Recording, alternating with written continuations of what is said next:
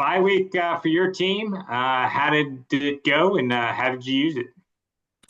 Yeah, God, my kind of sound like a broken record, like my friend Coach Kosh that was just on. Very similar, you want to make sure you go back yourself, scout yourself. You look at some of the analytics and things like that, the data. You go back and you look at the things that you need to improve upon. You get guys that that were injured, soft tissue injuries. We were able to get a few of those guys back this week for this game coming up. And you just take a deep dive in terms of what you're asking the players to do, what they can do, and all those things. So very productive. And we had some chance to go out in recruiting as well. So it's just the normal part of what you do when you have an opportunity mid-year to take care of yourselves, to evaluate yourselves, and then to also to add to your team by recruiting and just kind of watching what's going on in and around you. From an injury standpoint, do you feel like you got some guys back that you haven't had for the last couple of weeks?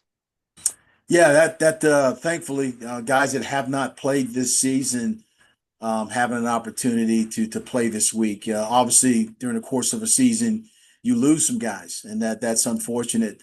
But at the same time, some guys that that you didn't have in the spring or went through training camp, that now are the return to play has put them at a point where they can have some productive reps in the game. So we're looking forward to that opportunity. Bringing them into what's going on now with with our program where we're at now, and just continue to keep moving forward. Particularly this second half of the season, you're gonna need all hands on deck. As I did with Coach Kosh, you guys are at mid-season here, six down, six to go. Just give me we'll start with the offensive side of the ball, some things that you really have liked about your offense and some things you'd like to see get a little better here in the last six games. Yeah, I think we're growing as an offense. Obviously, Tyler being our starter, is a guy that's been here, but until you've been in the game and you've got those live shots and you got things happening, you have to manifest yourself as or show yourself to be a guy that can handle everything that's going on. And I think he's improved from that standpoint. The last game, he was able to distribute the ball. He had a long touchdown run himself. He threw, a long touchdown pass to one of our receivers. He threw one to our tight end based on, the QB zone read plays. As they looked after him, he was able to hand the ball off on his read, and one of our running backs had a long run. So I think as he can facilitate what we're asking him to do, he allows other players themselves to make plays. So he's gotten better at that, and that's critical for us how he plays and then how he distributes the ball. So, running the ball better. We've reduced the number of penalties that we've had last year. That was probably the Achilles heel of the program this year. I think we're one of the fewest penalized teams in the CAA. So just different aspects of improving yourself. And, offensively, I think we've done a really good job of identifying those things and then now trying to correct those things as we go through the second half of the season. On offense, especially at the skill spots, you had a lot of, you mentioned Tyler, but you had a lot of new guys at receiver and running back. Are there some guys that have really impressed you that maybe you didn't expect going in the season to have such an impact? Yeah, a few guys. Armon Wright, was a guy that was receiver for us, young guy, was a triple jumper for our track team. Has been an explosive player for us.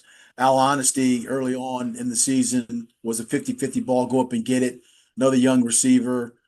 Isaiah Lamont, who's been here, but been a kind of that tough go.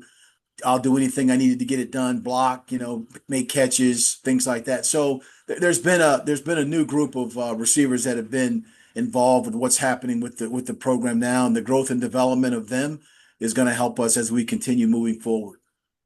Let's switch over to the defense, sort of the same questions. What have you liked about the way your defense has played? And then what are some areas that you'd like to see get better in the second half? Yeah, I've seen our defense do a really good job of playing fast, playing aggressive. The third down percentages have gotten better. But we need to improve on obviously make sure we're giving up too many yards rushing the ball, and that's one of the things that defensively you want to get done. But the third down percentages, the turnover opportunities, not just the sacks, but the pressures on the quarterback, which have led to some of those opportunities to get off the field. that's been important and that's improved. So, looking, getting a few guys back, that have been injured, that will have a chance to have an impact on that part of it is critical for us this week as we get ready to play a really, really good Elon football team. Have there been any surprises for you on the defensive side? Because you've played a bunch of new guys on that side as well. Yeah, we played a lot of Yeah.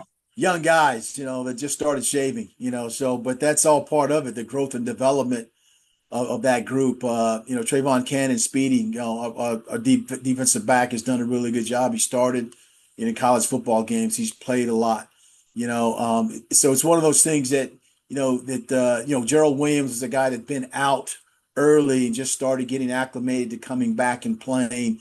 He was a big part of, what we're looking for as we go into this latter part of the season. But that's part of it. We've spent part of the open week getting the next man up mentality ready, and some of those have been some of those younger players that have been practicing, perhaps playing in a special teams role, but now having an opportunity to perhaps go in a game and provide some depth. So, but we're excited about the second half of the season where we are now. We play some really good teams. Furman, I believe they're third in their conference.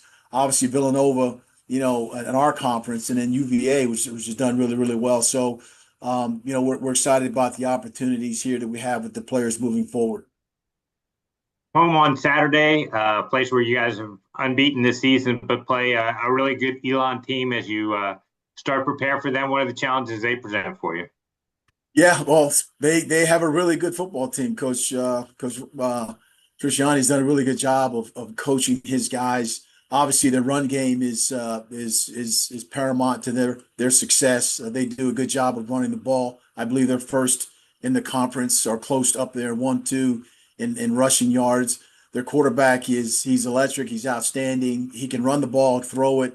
They got three running backs that are very, very, very good, very explosive downhill runners. So they do a really good job of pressing the issue with saying, we're going to run the ball here. The quarterback that's mobile, that can get after it. And like I said, the running backs have done a really good job. And they got some receivers that can they go, throw the long ball. They can go up and get it. So they're a complete football team. They play very well defensively as well. They got guys that can run. They're long. They're athletic, and they played a really good game against the team we just played not too long ago, Villanova. So you're in the second half of the season right now, and the best of the best. You're going to have to play your best football that's ahead of you, and so that's one of the things we're looking forward to. A really good Elon team that plays really well. Like I said, we're excited about having a home game opportunity with them.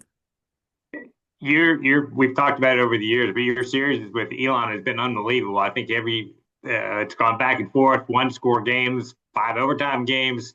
What makes the series so good between the two of you?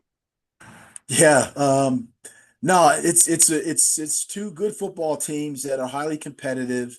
Whether you're home or away, that's the other thing too. And they're a good football team, and we hope to match their aggressiveness, the tenacity. Like I said, we're excited about this opportunity here. It's homecoming, but it's also the National Merrill Donor Program game, Be the Match. And I'm on the board as well as Coach Tony. And so it's two guys that believe in the cause of this particular game, not just homecoming, but bone marrow transplants and getting people educated about those opportunities. So there's a lot about the two teams, but there's a lot about people that are out there in needs of having these life changing events. And I consider Tony a first class individual, Coach Tony, because we serve in the same capacity to bring awareness to those that are in need of these bone marrow drive initiatives. It's certainly a great program. Appreciate you doing that, and appreciate you also bringing it up. Good luck Saturday, Mike. Appreciate you.